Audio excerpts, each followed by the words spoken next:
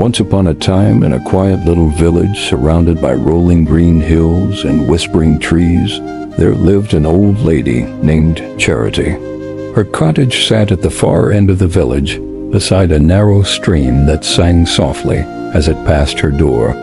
Every morning, villagers would see her sweeping the front of her home, humming cheerful tunes, or feeding the birds that gathered around her garden. No one in the village could remember a day when Charity looked sad. Whether the rains flooded the fields or the sun scorched the crops, she always greeted everyone with a warm smile and kind words. To the children, she was a grandmother. To the women, a counselor. To the men, a voice of calm and reason. Her presence alone seemed to make the village a little brighter. It became a common saying in the village, "If you want peace in your heart, visit Charity." One sunny morning, a young man named Victor walked to Charity's house. He was troubled. Life had not been kind to him lately.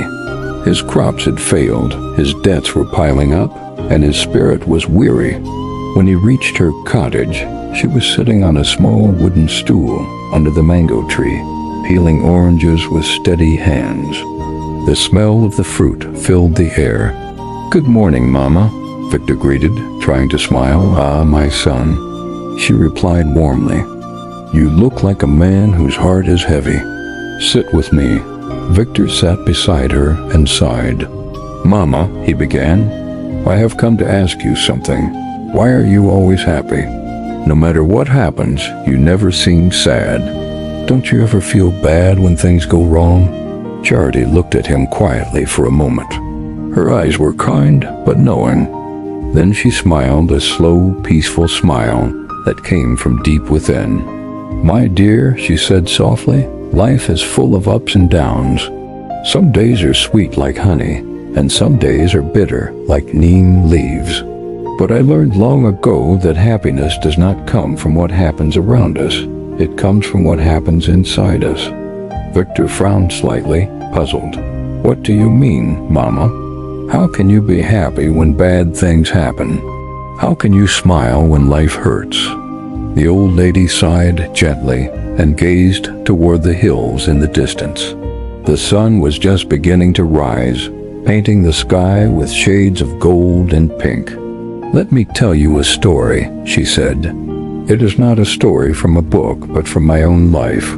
When I was young," she began, "I had a family, a loving husband, and 2 beautiful children. We were not rich, but our home was full of laughter. We planted crops, fetched water from the stream, and shared simple meals together. Every night we sat by the fire and told stories. I thought my life was perfect." Her smile faded slightly. "But one year, my husband fell sick. It started with a fever, then weakness. We tried herbs, we prayed, but nothing worked. We didn't have enough money to buy medicine from the town. Day after day he grew weaker until one morning, he was gone." Victor lowered his head. "I'm so sorry, Mama." She nodded slowly. "That was the saddest day of my life. I cried until my eyes ached. I could not eat, could not sleep. The world seemed dark and empty. I thought I would never be happy again. I kept asking, why me?"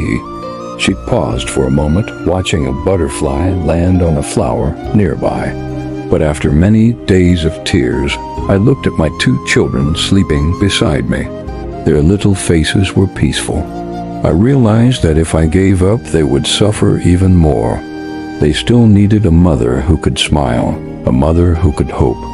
I told myself that if I could not find happiness for myself, I would find it for them." Charity continued, "So I began to see life differently.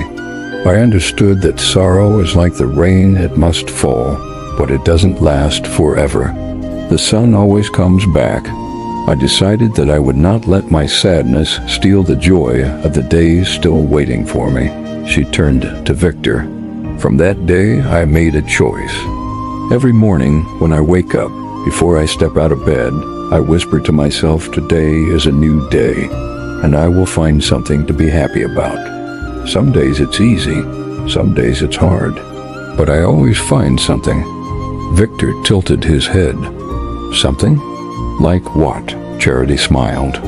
Maybe the sun shining after a storm. Maybe the laughter of a child. Maybe the smell of roasted corn in the air or the cool touch of water on my hands. Sometimes happiness hides in small things. You just have to look closely to see it. Victor listened intently.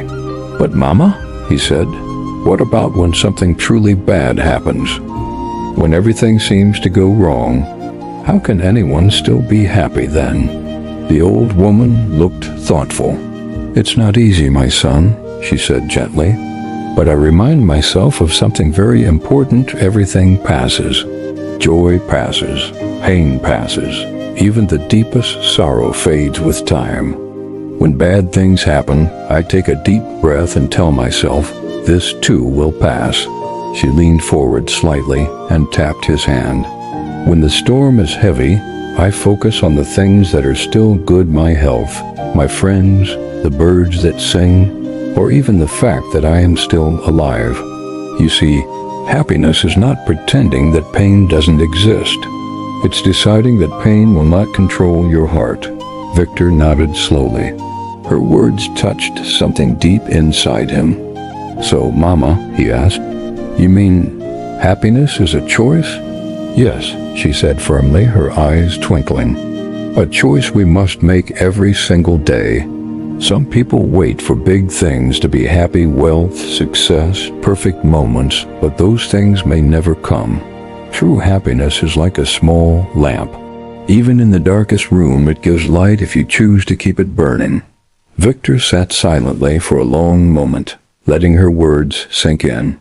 Then he smiled for the first time that morning. Thank you, Mama, he said sincerely. I think I understand now. I will try to find something good every day, no matter how small. Charity nodded. That's the spirit. Remember, my son, you cannot always control what happens, but you can always control how you respond. The world may bring storms, but peace begins in the heart. From that day on, Victor lived differently. He still faced problems. Sometimes his crops failed. Sometimes people disappointed him, but he never forgot Charity's words. Each morning he found something to smile about. A sunrise, a kind neighbor, the sound of laughter in the market. Slowly, the people around him noticed the change. He was calmer, more patient, more grateful. And when others complained, he would simply say, this too will pass.